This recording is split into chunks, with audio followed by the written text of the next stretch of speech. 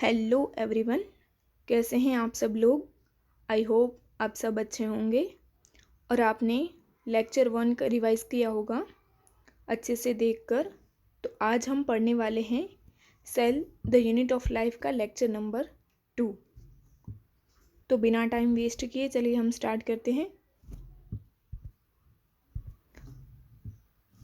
आज हमें कवर करना है टॉपिक 8.3 और 8.4। 8.4 हम स्टार्ट कर देंगे और 8.3 हम पूरा कंप्लीट करेंगे। 8.3 हमने लास्ट वाले लेक्चर में हमने थोड़ा सा स्टार्ट किया था, बट आज हम उसे कंटिन्यू करते हुए चलेंगे। तो चलिए फिर स्टार्ट करते हैं। 8.3 an overview of cell and 8.4 is the prokaryotic cell.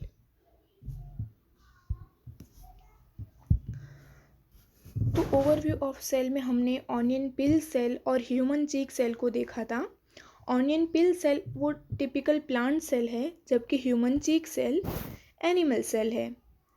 Onion peel cell के बाहर सेल वॉल होती है, प्लाज्मा मेम्ब्रेन होता है, cytoplasm and nucleus. Nucleus membrane bound होता है, इसीलिए वो यूकैरियोटिक सेल था। Human cheek cell is the animal cell, उसमें भी वेल डिफाइंड बाउंड्री है न्यूक्लियस के बाहर, तो वो भी यूकैरियोटिक सेल है। तो आज हम डिफरेंस देखने वाले हैं prokaryotic cell and eukaryotic cell. Prokaryotic cell हम किसे बोलते हैं? जस्ट ये एक सेल है, ये न्यूक्लियस है, ये न्यूक्लियस, उसके बाहर ये न्यूक्लियर मेम्ब्रेन। ये न्यूक्लियर मेम्ब्रेन वेल डिफाइंड है तो वो बनेगा यूकैरियोटिक। अगर न्यूक्लियर मेम्ब्रेन वेल डिफाइंड नहीं है, न्यूक्लियस ऐसे ही साइटोप्लाज्म में है, तो इसे हम बोलेंगे प्रोकैरियोट। आई होप आपको इतना क्लियर होगा। Well defined nuclear membrane present is the eukaryote, well defined nuclear membrane absent, nucleus is present in the cytoplasm is called prokaryotic cell. I hope आपको क्लियर होगा। तो हम अच्छे से लिखें।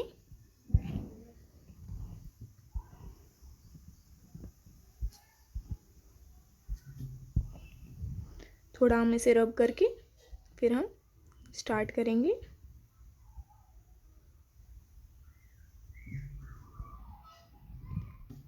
नोट अच्छे से बनाना।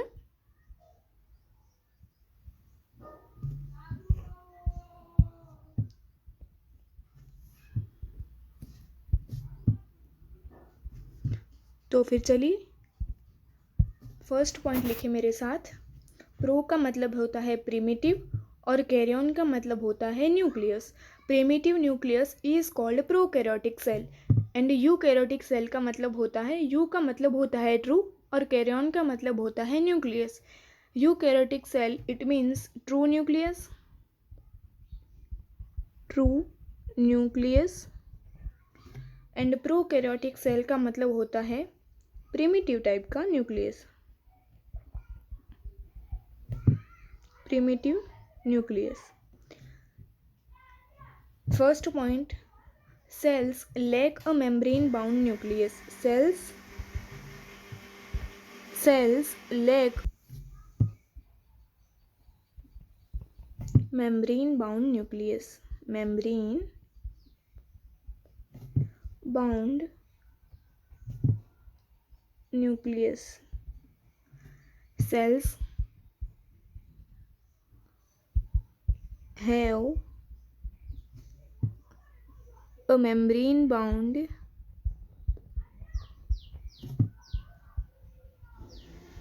nucleus.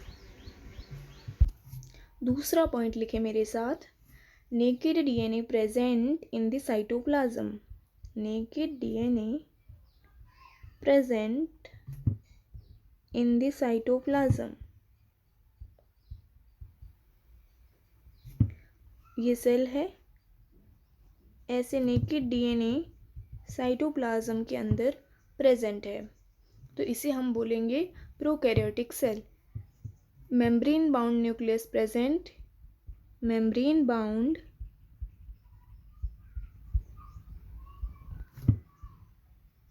nucleus present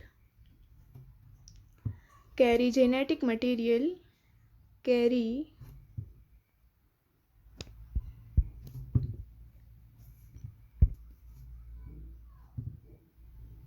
membrane bound nucleus present carry genetic material called DNA. Okay, ये साइटोप्लाज्म है सेल का, ये न्यूक्लियस है, इसमें क्रोमोसोम है, ये न्यूक्लियर मेम्ब्रेन है, ये न्यूक्लियस, ये है न्यूक्लियर मेम्ब्रेन और ये है साइटोप्लाज्म। आई होप आपको इतना क्लियर होगा। तो चलिए हम नेक्स्ट पॉइंट लिखते हैं prokaryotic cells versus eukaryotic cells के। प्रोकैरियोटिक सेल में मेम्ब्रेन बाउंड ऑर्गेनेल एब्सेंट होते हैं, जबकि यूकैरियोटिक सेल में मेम्ब्रेन बाउंड ऑर्गेनेल प्रेजेंट होते हैं। तो membrane bound organelle absent, membrane bound organelle absent, जबकि यूकैरियोटिक सेल में membrane bound organelle is present. जैसे एग्जाम्पल्स लिख लें हम, जैसे एंडोप्लाज्मिक रेटिक्यूलम,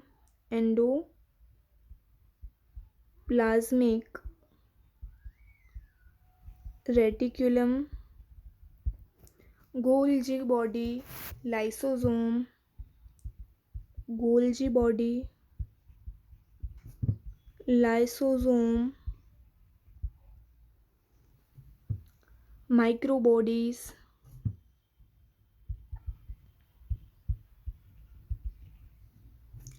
वैक्यूल्स एक्सेट्रा। ये सारे हम स्ट्रक्चर यूकैरियोटिक सेल में हम इन डेप्थ डिटेल में ड्रॉ करके देखेंगे। हम सेल को, यूकैरियोटिक सेल को हम ड्रॉ करेंगे, उसमें हम सब मेंशन करेंगे endoplasmic reticulum, Golgi body, lysosome, microbodies and vacuole. जबकि यहाँ ऐसी कोई मेम्ब्रेन बाउंड ऑर्गेनेल प्रेजेंट नहीं होती है, यहाँ मेम्ब्रेन बाउंड ऑर्गेनेल एब्सेंट होते हैं, जबकि यूकैरियोटिक सेल में मेम्ब्रेन बाउंड ऑर्गेनेल प्रेजेंट होते हैं। यहाँ पे राइबोसोम प्रेजेंट होता है, यहाँ पे प्रोकैरियोटिक सेल में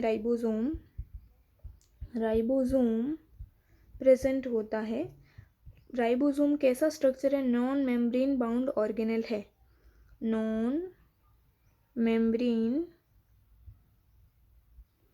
बाउंड ऑर्गेनेल। राइबोसोम यहाँ भी प्रेजेंट होता है, राइबोसोम प्रेजेंट 70S राइबोसोम और 80S राइबोसोम दोनों यहाँ प्रेजेंट होते हैं। यहाँ सिर्फ और सिर्फ 70S राइबोसोम प्रेजेंट होता है, 70S ribosome present in cytoplasm. यहाँ 70S और 80S दोनों प्रेजेंट होते हैं। 70S राइबोसोम प्रेजेंट होता है माइटोकॉन्ड्रिया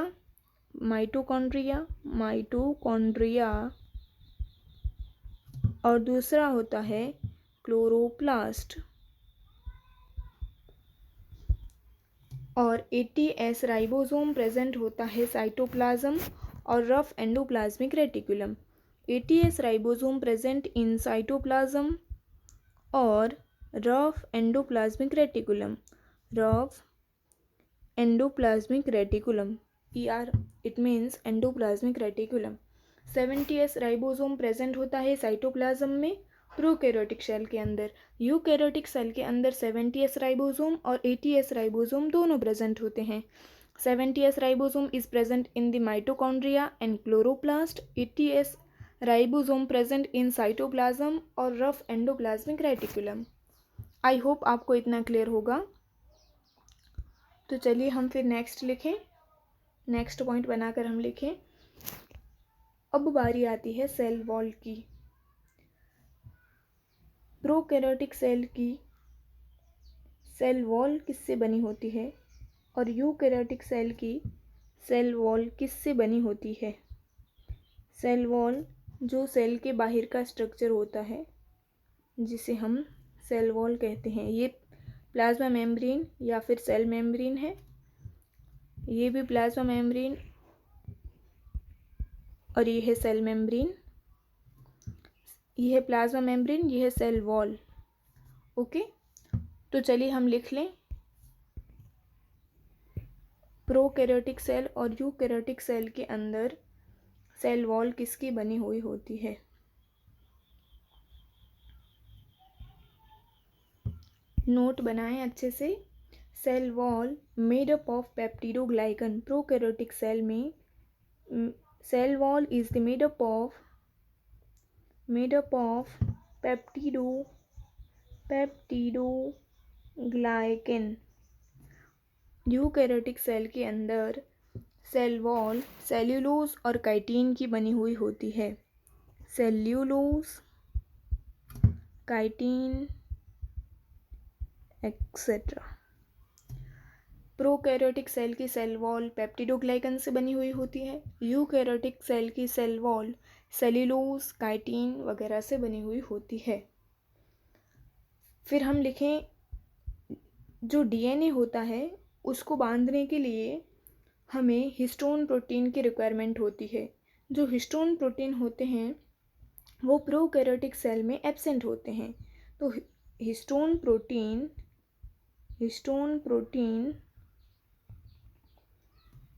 एब्सेंट, हिस्टोन प्रोटीन यहाँ एब्सेंट होते हैं, जबकि यहाँ पे हिस्टोन प्रोटीन प्रेजेंट होते हैं। Histone protein is present. DNA associated with histone protein. DNA किसके साथ एसोसिएटेड होता है? यूकैरियोटिक सेल में हिस्टोन प्रोटीन के साथ, जबकि हिस्टोन प्रोटीन प्रोकैरियोटिक सेल में एब्सेंट होते हैं। जो प्रोकैरियोटिक सेल है वो स्मॉल होते हैं साइज में, तो हम लिखें स्मॉल इन साइज। और यूकैरियोटिक सेल लार्ज होते हैं as compare to prokaryote, large in size.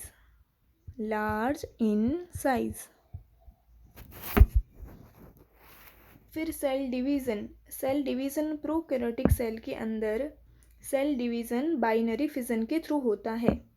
Cell division अकर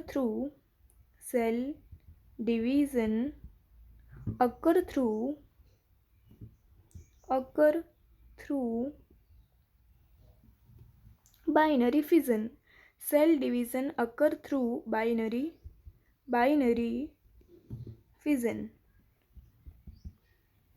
और यहाँ पे सेल डिवीज़न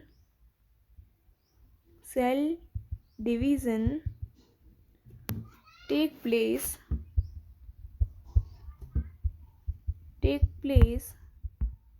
through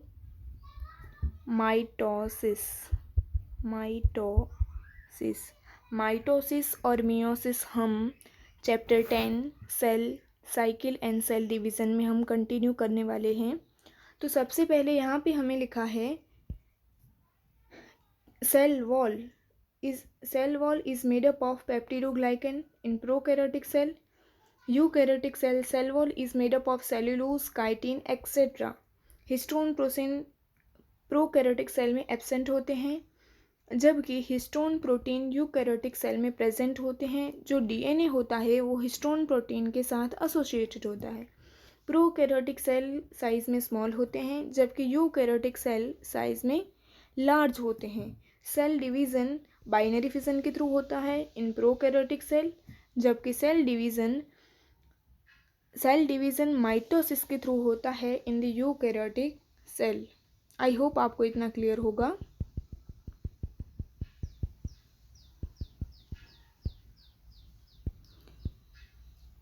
और 2-3 डिफरेंस हैं वो हम देख लें। Prokaryotic cell consist of single circular DNA molecule in the nucleoid. Consist of single circular, मेरे साथ नोट बनाकर लिखें, consist of single circular DNA molecule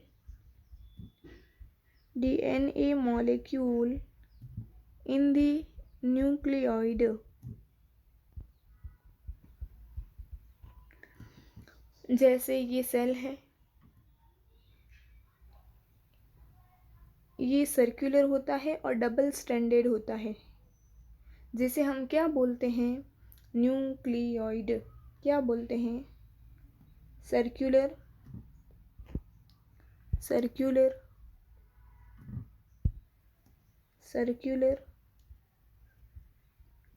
double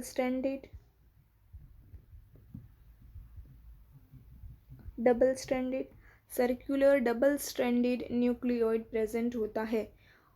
ये एक्स्ट्रा क्रोमोसोमल जो डीएनए प्रेजेंट होता है, जिसे हम बोलते हैं प्लाज्मिड। क्या बोलते हैं? Plasmid. Extra chromosomal DNA present होता है, जिसे हम बोलते हैं प्लाज्मिड। ओके। जबकि यूकैरियोटिक सेल में मल्टीपल लीनियर क्रोमोसोम प्रेजेंट होते हैं न्यूक्लियस के अंदर। कंसिस्ट ऑफ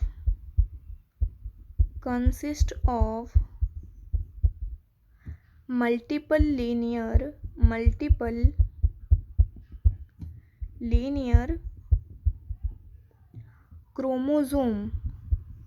क्रोमोसोम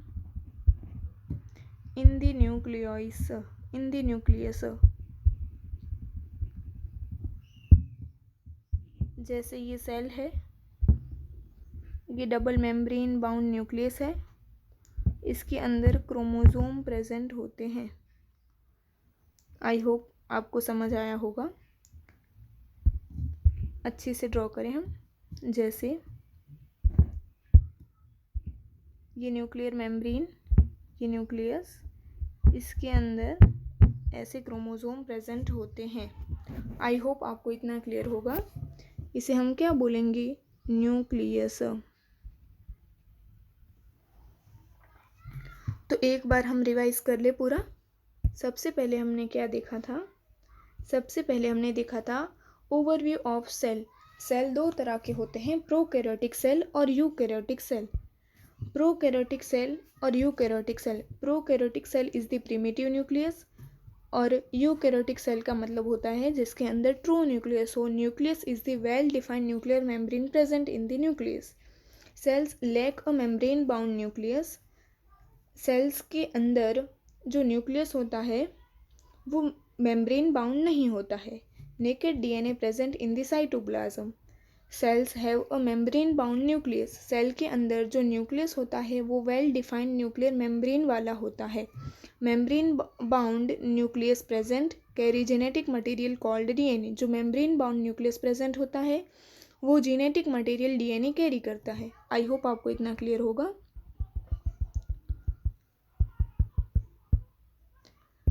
फिर आगे, जैसे प्रोकैरियोटिक सेल और यूकैरियोटिक सेल। जो प्रोकैरियोटिक सेल होता है उसके अंदर मेम्ब्रेन बाउंड ऑर्गेनेल एब्सेंट होते हैं, जबकि membrane bound organelle eukaryotic cell में प्रेजेंट होते हैं। जैसे राइबोसोम है, वो नॉन मेम्ब्रेन बाउंड स्ट्रक्चर है जो दोनों में प्रेजेंट होता है, प्रोकैरियोटिक सेल और यूकैरियोटिक सेल। प्रोकैरियोटिक सेल में जो राइबोसोम प्रेजेंट होता है वो 70S राइबोसोम होता है और वो सिर्फ साइटोप्लाज्म में पाया जाता है। जबकि यूकैरियोटिक सेल के अंदर मेम्ब्रेन बाउंड ऑर्गेनेल प्रेजेंट होती है, जैसे कि endoplasmic reticulum, Golgi body, lysosome, microbodies and vacuole. जबकि राइबोसोम 70S और 80S दोनों प्रेजेंट होते हैं। जबकि प्रोकैरियोटिक सेल में सिर्फ और सिर्फ 70S राइबोसोम ही प्रेजेंट होता है और वो न्यूक्लियस के अंदर पाया जाता है। जबकि यूकैरियोटिक सेल के अंदर 70S ribosome mitochondria and chloroplast, ये दोनों मेम्ब्रेन बाउंड ऑर्गेनेल हैं। और जबकि एटीएस राइबोसोम पाया जाता है साइटोप्लाज्म और rough endoplasmic reticulum. Endoplasmic reticulum दो तरह के होते हैं, यहाँ पे हमने लिखा है मेम्ब्रेन बाउंड ऑर्गेनेल का। सबसे पहला वाला example that is endoplasmic reticulum. Endoplasmic reticulum दो तरह के होते हैं, जैसे कि स्मूथ एंडोप्लाज्मिक रेटिकुलम और रफ एंडोप्लाज्मिक रेटिकुलम। जो रफ एंडोप्लाज्मिक रेटिकुलम है उसके अंदर एटीएस राइबोसोम पाया जाता है। आई होप आपको इतना क्लियर होगा। तो फिर हम नेक्स्ट देखें prokaryotic cells versus eukaryotic cell. अभी हम देखेंगे, यहाँ पे हमने मेम्ब्रेन बाउंड ऑर्गेनेल देख लिया हमने, फिर राइबोसोम्स देख लिया। अब हम देखेंगे cell wall made up of peptidoglycan. Prokaryotic cell की सेल वॉल पेप्टिडोग्लाइकन से बनी हुई होती है। आप लर्न करना चाहो तो आप ऐसे पी से लर्न कर सकते हो। Prokaryotic cell wall is made up of peptidoglycan.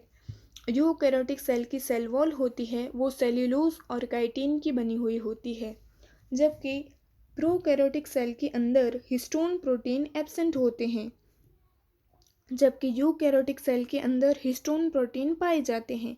जो डीएनए होता है वो यूकैरियोटिक सेल के अंदर एसोसिएटेड होता है हिस्टोन प्रोटीन के साथ। प्रोकैरियोटिक सेल साइज में स्मॉल होते हैं, जबकि यूकैरियोटिक सेल साइज में लार्ज होते हैं।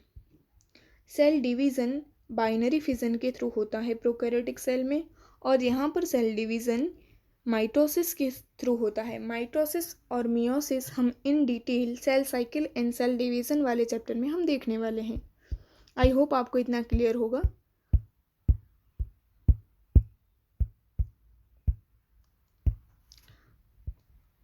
फिर हमने पढ़ा था कंसिस्ट ऑफ, जो न्यूक्लियस होता है वो सर्कुलर होता है, प्रोकैरियोटिक सेल के अंदर सिंगल होता है और डबल स्ट्रैंडेड होता है। तो हम लिखें double stranded circular DNA present called nucleoid.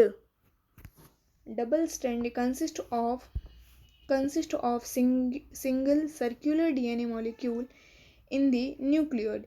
वो मॉलिक्यूल होता है जो डीएनए का वो सिंगल होता है, जबकि यहाँ पे consist of multiple linear DNA. यहाँ जो लीनियर डीएनए है वो मल्टीपल होते हैं। यहाँ सर्कुलर डीएनए एक ही होता है नंबर में, जबकि यहाँ लीनियर क्रोमोसोम होते हैं वो बहुत सारे हो सकते हैं, जो कहाँ प्रेजेंट होते हैं, न्यूक्लियस के अंदर प्रेजेंट होते हैं।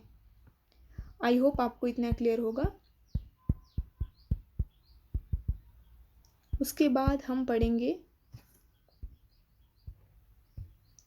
Animal cell. एनिमल सेल जो होता है वो यूकैरियोटिक सेल होता है। एनिमल सेल कौन सा सेल होता है? एनिमल सेल कौन सा सेल होता है? एनिमल सेल यूकैरियोटिक सेल में आता है। Eukaryotic cell. एनिमल सेल के अंदर एक नॉन मेम्ब्रेन बाउंड स्ट्रक्चर पाया जाता है। क्या पाया जाता है? इन एनिमल सेल, नोट करके आप लिख लेना, in animal cell non-membrane bound organelle called centrosome helps in cell division। Animal cell के अंदर जो सेंट्रोजोम पाया जाता है, सेंट्रोजोम, वो नॉन मेम्ब्रेन बाउंड स्ट्रक्चर है। जो सेंट्रोजोम पाया जाता है, जो सेंट्रोजोम पाया जाता है सेल, सेंट्रोजोम पाया जाता है, सेंट्रोजोम वो नॉन मेम्ब्रेन बाउंड स्ट्रक्चर है। नॉन मेम्ब्रेन बाउंड स्ट्रक्चर होता है जो हेल्प करता है किसके अंदर? सेल डिवीज़न के अंदर। तो क्वेश्चन आपको आए कि इन एनिमल सेल ऐसा कौन सा स्ट्रक्चर है जो नॉन मेम्ब्रेन बाउंड है, तो उसका आंसर आएगा सेंट्रोजोम, जो सेल डिवीज़न के अंदर आपको हेल्प करता है। आई होप आपको इतना क्लियर हुआ होगा। तो फिर हम आगे देखेंगे साइटोप्लाज्म के बारे में। What is cytoplasm? साइटोप्लाज्म क्या है? हम देखें, ये देखिए, ये सेल है, ये ऑर्गेनेल है। सपोज कोई भी सेल हो, प्रोकैरियोटिक सेल हो, यूकैरियोटिक सेल हो, साइटोप्लाज्म इज द कॉमन। ये न्यूक्लियस हो गया बड़ा वाला, और ये है जैसे कि साइटोप्लाज्म। साइटोप्लाज्म, आई होप आपको इतना क्लियर हुआ होगा। साइटोप्लाज्म होता है वो सेमी फ्लूइड लिक्विड होता है, सेमी फ्लूइड मैट्रिक्स कहते हैं हम। वो ज़्यादा सॉलिड भी नहीं होता है और ज़्यादा लिक्विड भी नहीं होता है, सॉलिड और लिक्विड के बीच का होता है। तो हम इसे क्या बोलते हैं? Semi fluid matrix. क्या बोलते हैं? सेमी का मतलब होता है आधा, सेमी फ्लूइड मैट्रिक्स। ओके, तो हम इसे अच्छे से नोट बना कर लिखें।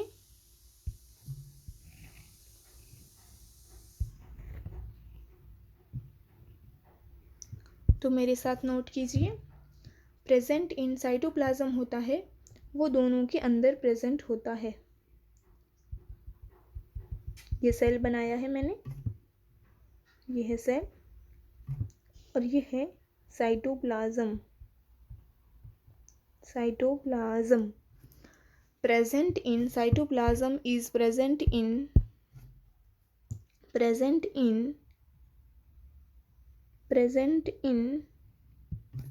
both prokaryotic cell and eukaryotic cell. Prokaryotic and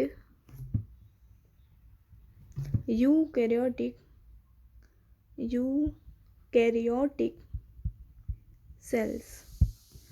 जो साइटोप्लाज्म होता है वो प्रोकैरियोटिक सेल के अंदर भी होता है और यूकैरियोटिक सेल के अंदर भी होता है। जो साइटोप्लाज्म होता है वो सेमी फ्लूइड मैट्रिक्स होता है। सेमी फ्लूइड मैट्रिक्स, न ज़्यादा सॉलिड और नहीं ज़्यादा लिक्विड, इन दोनों के बीच का होता है। जो सेल का वॉल्यूम होता है ना, वो साइटोप्लाज्म ही ऑक्यूपाई करता है। तो occupies the volume of the cells, occupies the volume of the cells। जो सेल का वॉल्यूम होता है वो साइटोप्लाज्म ही कवर करता है। जो सेल्यूलर एक्टिविटी होती है वो साइटोप्लाज्म के अंदर ही होती है। जो मेन सेल की लिए एक्टिविटी होती है, जिसे हम सेल की एक्टिविटी को हम सेल्यूलर एक्टिविटी बोलते हैं, वो सेल्यूलर एक्टिविटी साइटोप्लाज्म के अंदर ही होती है। तो हम लिखें कि various cellular activity occur in cytoplasm. Various cellular activity present in cytoplasm.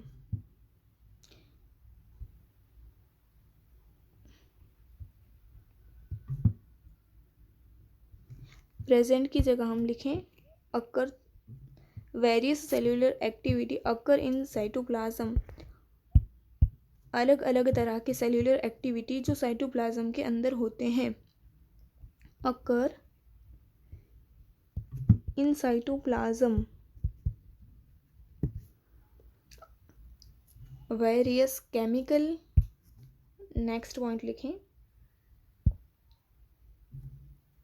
थोड़ा स्पेस नहीं है तो हम यहाँ पे ये लिख लें दूसरा पॉइंट बनाकर कि various chemical reaction occur in it.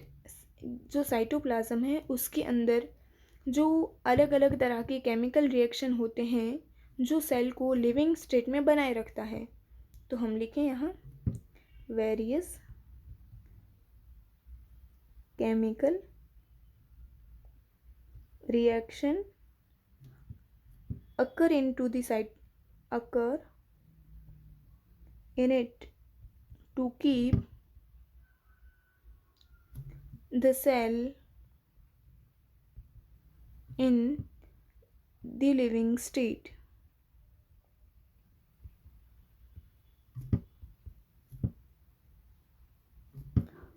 थोड़ा आप समझ जाएंगे, I hope.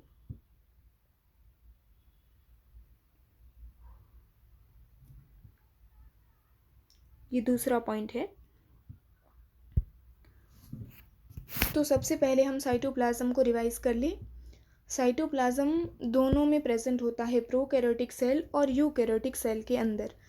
Cytoplasm semi fluid matrix है। साइटोप्लाज्म है वही सेल का वॉल्यूम ऑक्यूपाई करता है।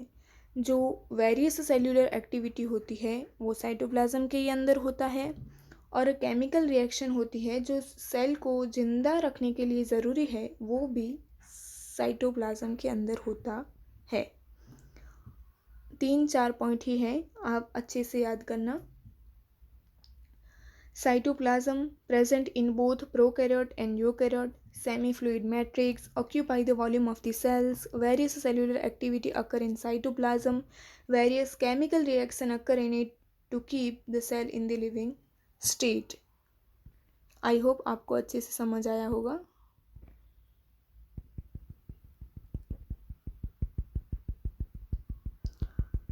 तो हम नेक्स्ट मूव करेंगे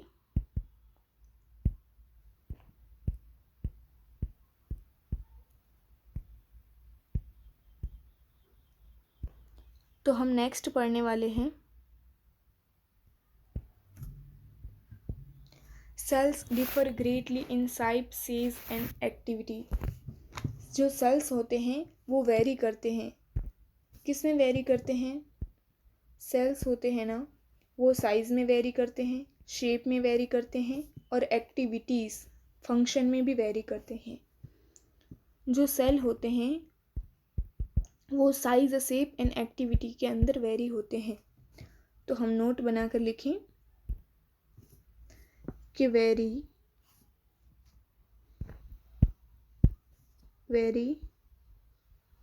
in shape, size and activity. जैसे एग्जाम्पल के तौर पे हम लिखें कि माइकोप्लाज्मा और बैक्टीरिया। हम लिखें एग्जाम्पल के तौर पे mycoplasma and bacteria. Mycoplasma and bacteria. जो माइकोप्लाज्मा होता है वो 0.3 माइक्रोमीटर उसकी लेंथ होती है। उसकी लेंथ कितनी होती है? 0.3 माइक्रोमीटर इन द लेंथ। जबकि बैक्टीरिया का सेल होता है उसकी लेंथ 3 to 5 माइक्रोमीटर होती है। हम इनको ऐसे सिंपल नहीं देख सकते हैं माइकोप्लाज्मा बैक्टीरिया, क्योंकि उनकी लेंथ का जो रेंज है वो माइक्रोमीटर के अंदर है, तो हम उसे माइक्रोस्कोप के अंदर ही देख सकते हैं। फिर लिखें the largest isolated single cell is the egg of an ostrich.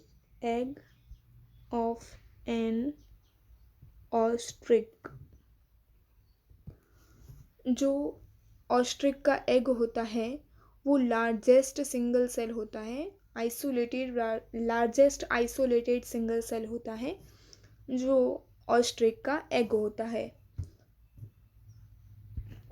जैसे ये सेल्स उसके शेप, साइज और एक्टिविटी के अंदर वेरी कर सकते हैं। जैसे हमने एग्जाम्पल के थ्रू ही देखा, माइकोप्लाज्मा का लेंथ होता है 0.3 माइक्रोमीटर, जबकि बैक्टीरिया का लेंथ होता है 3 to 5 माइक्रोमीटर। फिर एनसीईआरटी ने हमें पॉइंट दिया है कि the largest isolated single cell is the egg of an ostrich. जो लार्जेस्ट सेल है, कौन सा सेल है? लार्जेस्ट सेल है। फिर हम देखें multi cellular organisms like us. Among multi cellular organisms, जैसे कि हमारा रेड ब्लड सेल्स हो गया, तो हम लिखें among multi cellular organism human red blood cells. Human red blood cells. जो ह्यूमन का रेड ब्लड सेल होता है उसका डायामीटर कितना होता है? 7 माइक्रोमीटर डायामीटर। फिर नर्व सेल होता है। Nerve cell is the longest cell. Nerve cell क्या होता है? Nerve cell is the longest cell. इसे लॉन्गेस्ट सेल क्यों बोला है? कि वो हमारी पूरी बॉडी में हर जगह पाया जाता है, तो हम नर्व सेल को क्या बोलते हैं? Longest cell. Among multi cellular organism, human red blood cell 7 micrometre in diameter and nerve cell is the longest cell. Nerve cell सबसे बड़ा सेल है जो हमारी पूरी बॉडी में पाया जाता है, जबकि ह्यूमन रेड ब्लड सेल का डायामीटर होता है वो 7 माइक्रोमीटर होता है। हमने यहाँ पे देखा कि जो माइकोप्लाज्मा का सेल है, जो माइकोप्लाज्मा है उसका लेंथ है 0.3 माइक्रोमीटर लेंथ, जब बैक्टीरिया है उसका 3 to 5 माइक्रोमीटर लेंथ है।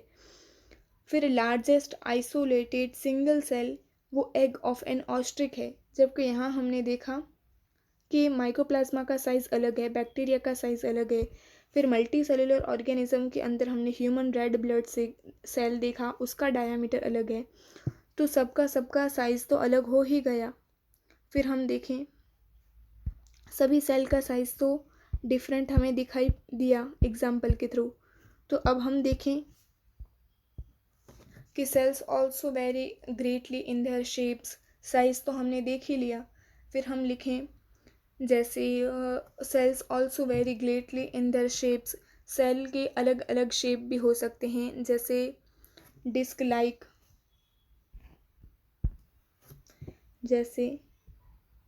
Like,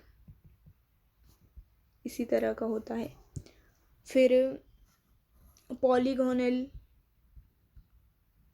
polygonal, disc like, columnar,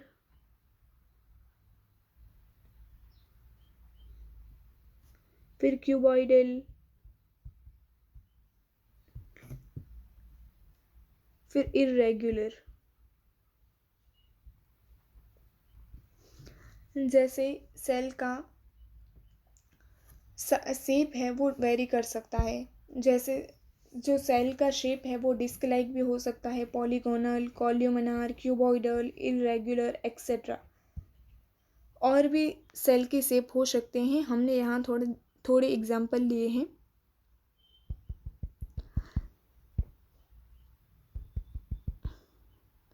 Cells also greatly vary in their shapes, disc-like, polygonal, columnar, cuboidal और irregular। इसके बाद हम देखें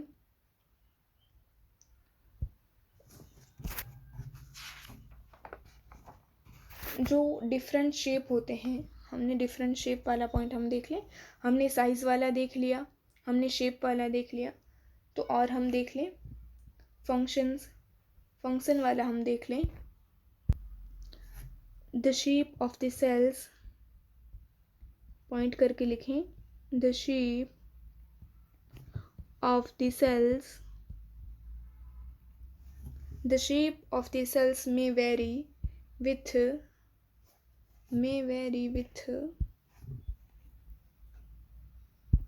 the shape of the cells may vary with the function they perform, with the function they perform. The shape of the cells may vary with the functions they perform. जब cell का shape different होता है तो उसके function भी अलग अलग होते हैं। जब सेल के फंक्शन डिफरेंट होते हैं तो वो डिफरेंट फंक्शन परफॉर्म करने के लिए सेल के शेप भी डिफरेंट होते हैं। इस पॉइंट में हमें यही समझाया है। आई होप आपको समझ आया होगा। तो हम यहाँ देख लें, एनसीईआरटी के ही एग्जाम्पल हैं। जैसे यहाँ पे दिया है रेड ब्लड सेल। ये रेड ब्लड सेल राउंड है, ये राउंड रेड ब्लड सेल है, ये बाइकॉनकेव है, तो इसीलिए लिखा है राउंड एंड बाइकॉनकेव। फिर वाइट ब्लड सेल है जिसका शेप कैसा होता है? अमीबॉइड, मतलब इर्रेगुलर जैसा होता है। इसके बाद हमें दिया है कॉल्यूमिनार एपिथेलियल सेल्स। कॉल्यूमिनार एपिथेलियल सेल्स वो लंबी सेल्स होते हैं और इनका न्यूक्लियस बीच में प्रेजेंट होता है, लॉन्ग एंड नैरो। लंबी लंबी सेल्स हैं, बट उनका जो होता है ना वो मतलब साइज़ थोड़ा शॉर्ट है। साइज़ तो लॉन्ग है बट उनका थोड़ा विड्थ कम है, तो इसीलिए हम बोलते हैं उसे लॉन्ग और नैरो।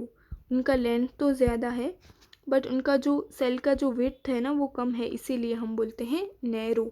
आई होप आपको इतना क्लियर होगा। इसके बाद हम चलते हैं नर्व सेल, जो ब्रांच्ड है और लॉन्ग है। हमारी ये नर्व सेल ऐसे ब्रांच होता है और हमारी पूरी बॉडी के अंदर प्रेजेंट होता है। फिर ट्रैकिड जो इलोंगेटेड है, और मेसोफिल सेल जो राउंड और ओवल शेप है, राउंड और ओवल शेप। आई होप आपको इतना क्लियर हुआ होगा। तो यहाँ पे हमारा ओवरव्यू ऑफ सेल वाला पार्ट फिनिश होता है। तो हम एक बार एनसीईआरटी की रीडिंग कर लें। An overview of cell. You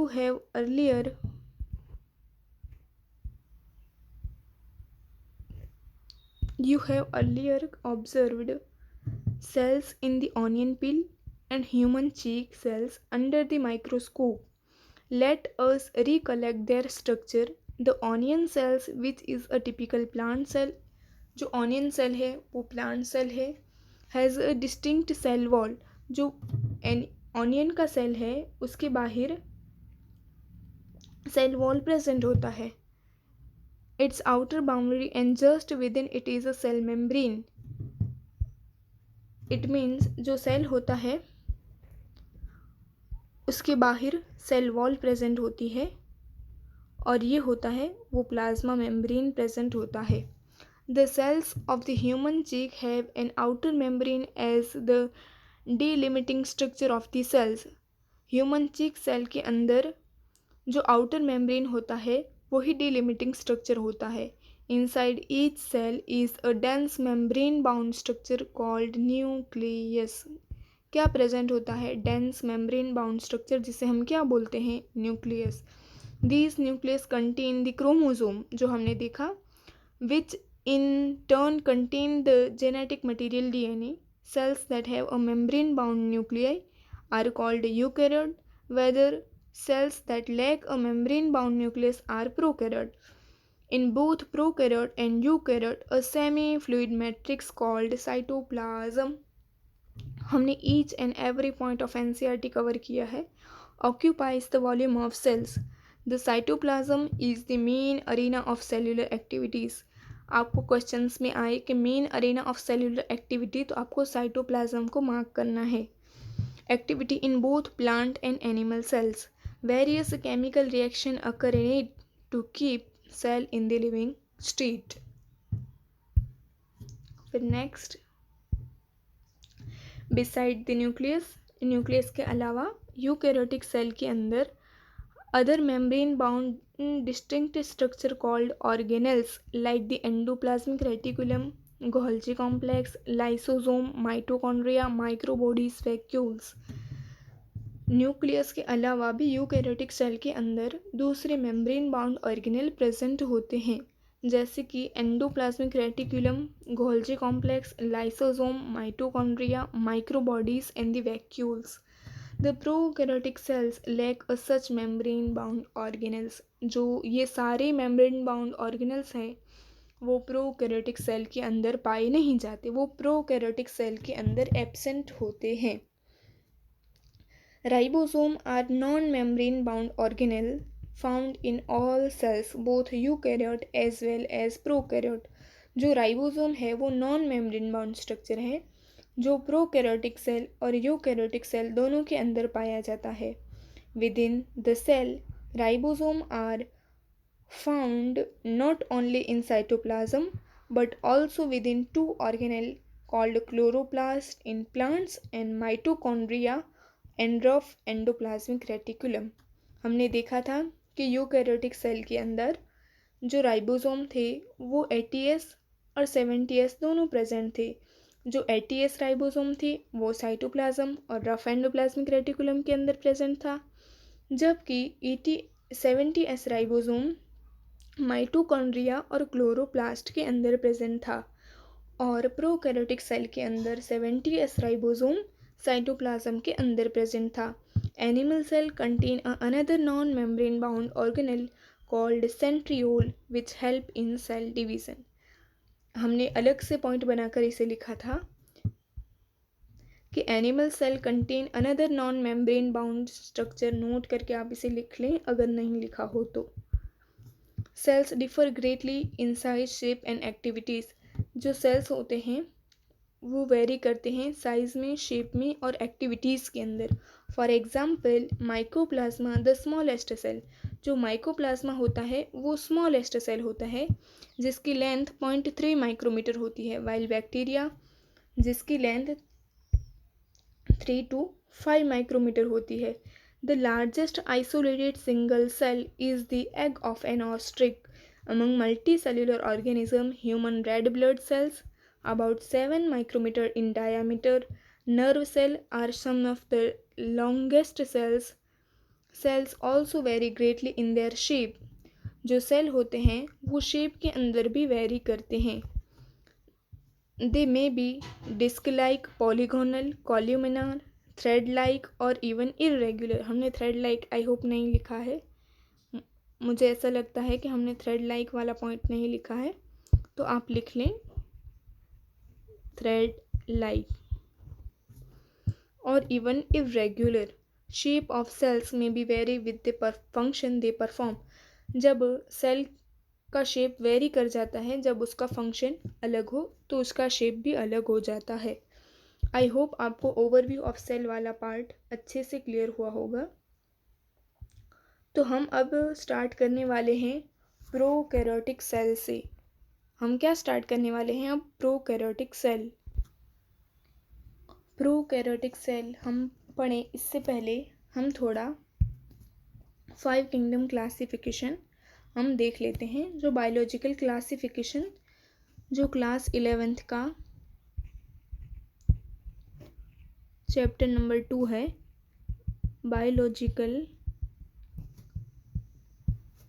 classification, उसमें दिया हुआ है that is 5 kingdom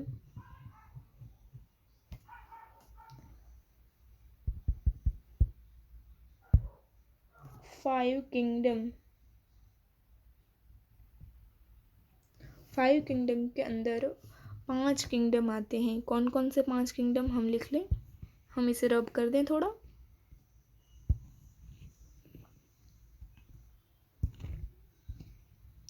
five kingdom classification के अंदर आता है मोनेरा,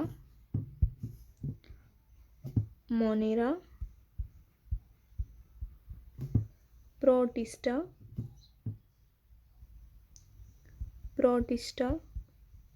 फंजाई, प्लांटी और animalia.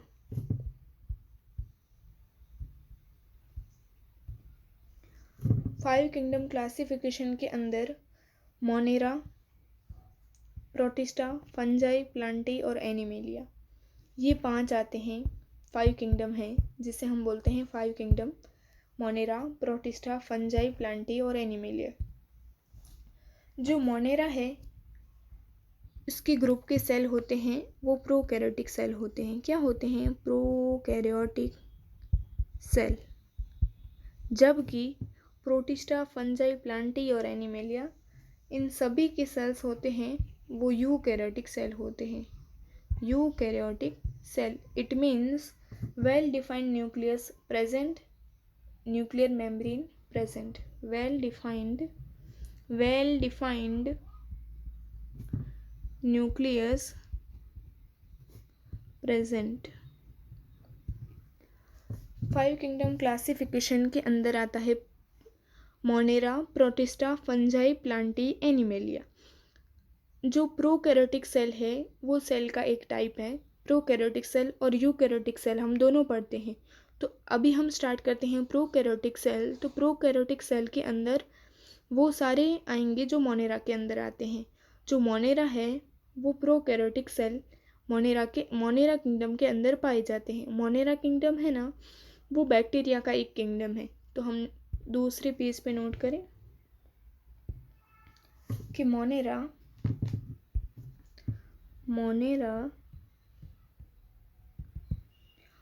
Group of prokaryotic cell. जो मोनेरा है ना, वो प्रोकैरियोटिक सेल का ग्रुप है। तो हम लिखें group of prokaryotic cell. Bacteria is the main member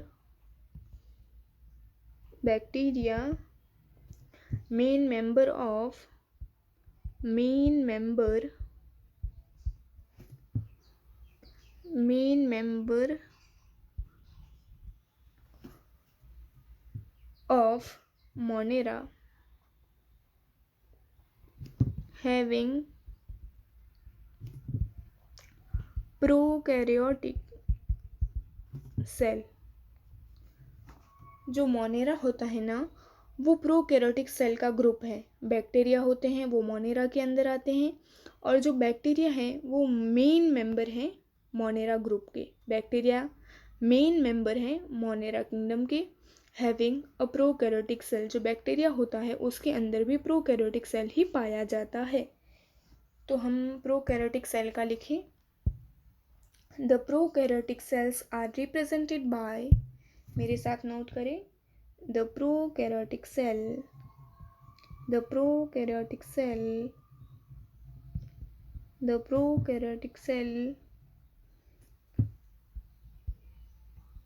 are represented by bacteria, blue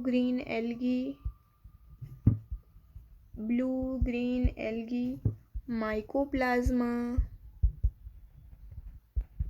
and PPLO। Prokaryotic cells के अंदर कौन कौन से आते हैं? सबसे पहला आता है bacteria, blue green algae, mycoplasma and PPLO. PPLO का फुल फॉर्म होता है प्लूरोन्यूमोनिया लाइक ऑर्गेनिज्म। हम लिख लें पीपीएलओ का होता है मतलब, पीपीएलओ का फुल फॉर्म होता है प्लूरोन्यूमोनिया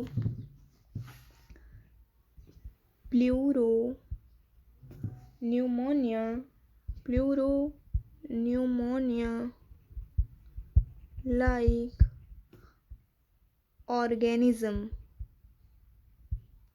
पीपीएलओ का फुल फॉर्म होता है pleuropneumonia like organism.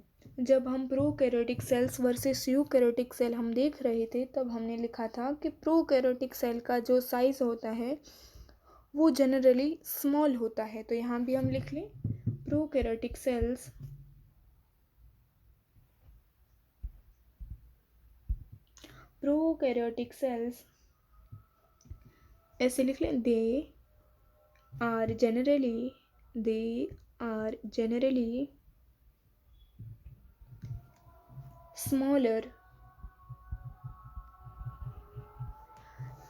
Prokaryotic cell होते हैं ना, वो जनरली स्मॉल होते हैं और वो फास्ट डिवीज़न करते हैं यूकैरियोट के कंपेयर में। क्योंकि उनका साइज स्मॉल है तो वो जल्दी से डिवीज़न कर लेते हैं। तो they are generally smaller and multiply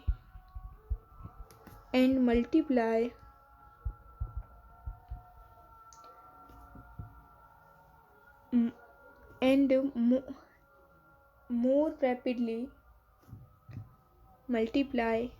more rapidly than eukaryotic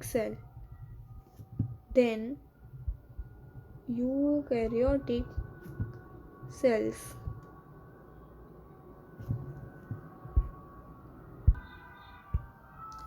The prokaryotic cells are represented by bacteria, blue-green algae, mycoplasma and PPLO। PPLO का फुल फॉर्म होता है प्लूरोन्यूमोनिया लाइक ऑर्गेनिज्म। जो प्रोकैरियोटिक सेल के अंदर आते हैं वो बैक्टीरिया होते हैं, blue green algae, mycoplasma, PPLO, pleuropneumonia like organism. Prokaryotic cell का मीनिंग आपको पता होना चाहिए। The cells they are generally smaller. Prokaryotic cell होते हैं ना, वो जनरली स्मॉलर होते हैं तो वो मल्टीप्लाई भी फास्ट कर लेते हैं यूकैरियोट के कंपेयर में। तो फिर हम नेक्स्ट देखने वाले हैं shape of and size of prokaryotic cell.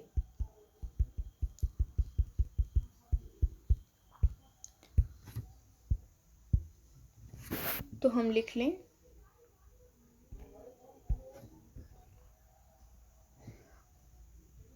Generally vary in shape and size. जो प्रोकैरियोटिक सेल होते हैं वो वेरी करते हैं शेप और साइज के अंदर। तो generally vary in shape and size. Generally vary in shape and size. Prokaryotic cell के अंदर मेनली बैक्टीरिया आते हैं। तो हम लिखें कि 4 बेसिक शेप ऑफ बैक्टीरिया। हम लिखें 4 basic shapes of bacteria. Shapes of bacteria. सबसे पहले होता है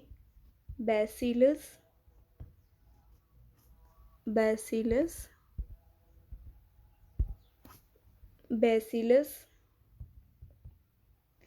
दूसरा होता है कोकस। तीसरा होता है विब्रियो और चौथा होता है स्पाइरेलियम। बैसिलस होता है वो रॉड लाइक होता है, रॉड लाइक, इट मीन्स ऐसा, या फिर हम इसे ऐसा बोल सकते हैं। जो कोकस होता है ना वो स्फेरिकल होता है, स्फेरिकल राउंड शेप जैसा होता है। और जो विब्रियो होता है वो कॉमा आकार जैसा होता है। हम जो कॉमा बनाते हैं ना वैसा होता है, कॉमा शेप्ड।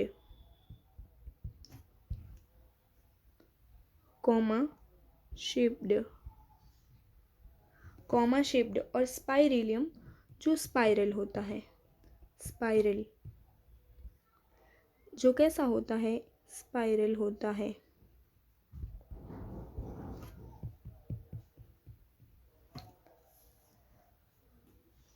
जैसे generally very shape and size के अंदर वो जनरली वेरी करते हैं।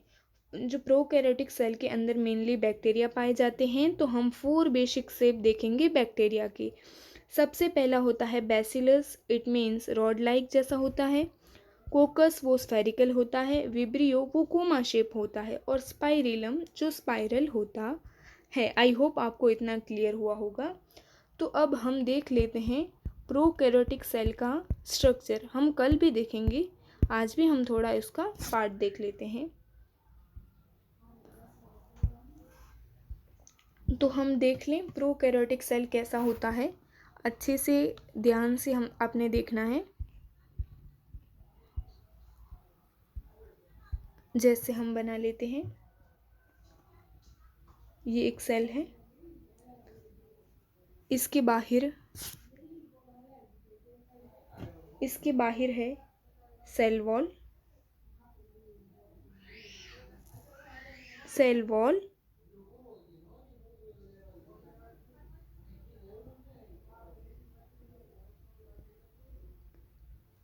हम नोट करें इसे।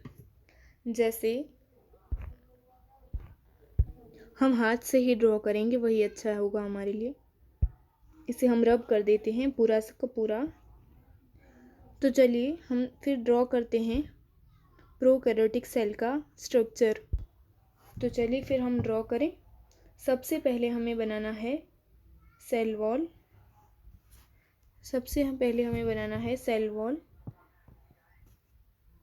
ये हो गया सेल वॉल। फिर हो गया ग्लाइकोकैलिक्स का लेयर होता है। बैक्टीरिया के अंदर क्या होता है, प्रोकैरियोटिक सेल के अंदर ग्लाइकोकैलिक्स होता है। क्या होता है, ग्लाइकोकैलिक्स। फिर हम बनाएंगे प्लाज्मा मेम्ब्रेन।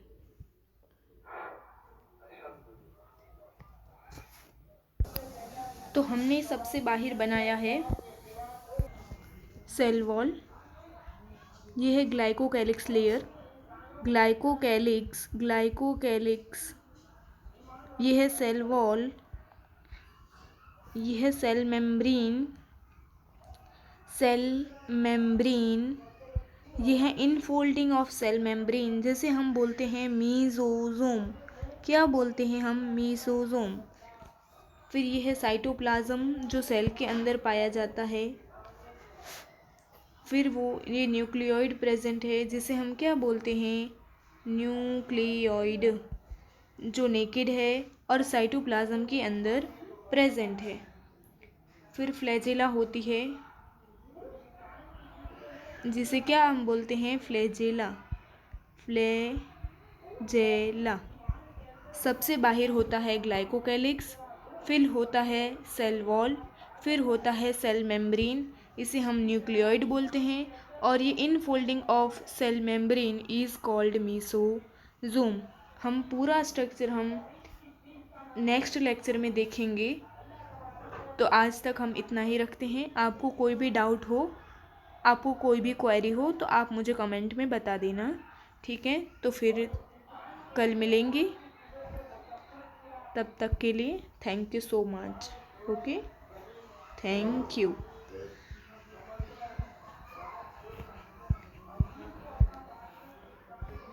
थैंक यू बच्चों।